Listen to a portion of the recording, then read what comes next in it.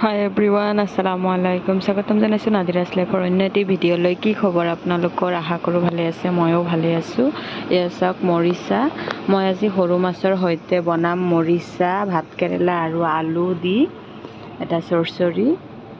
এয়া পুঠি মাছ বেছি আছে আৰু কেইটামান বেলেগ বেলেগ মাছো আছে ইয়াত।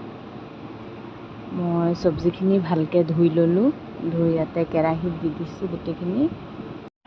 সৰু মাছ কোনে কোনে খাই ভাল পায় বাৰু জনাবচোন কমেণ্ট কৰি।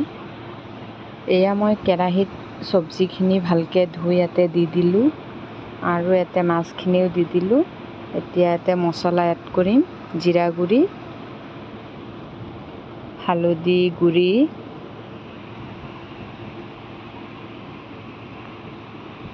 মই সৰু মাছ এনেকৈয়ে বনাওঁ সদায়। জলকীয়া গুড়ি, এতিয়া দি দিম সোৱাদ অনুসৰি নিমখ, মিঠাতেল,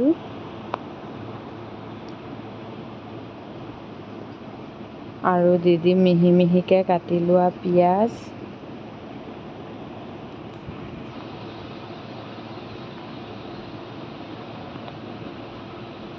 এতিয়া ভালকৈ হাতেৰে সানি ল'ম, পানী নিদিয়াকৈ এনেকৈ ভালকৈ সানি ল'ম যাতে মছলাখিনি মাছ চব্জিখিনিৰ গাত ভালকৈ লাগি যায়।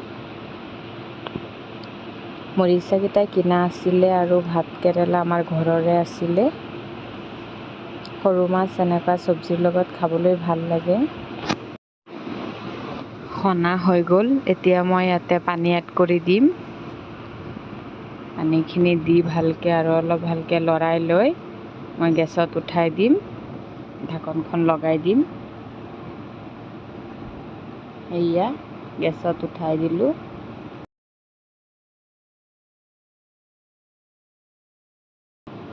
এয়া চাওক উতল আহিছে।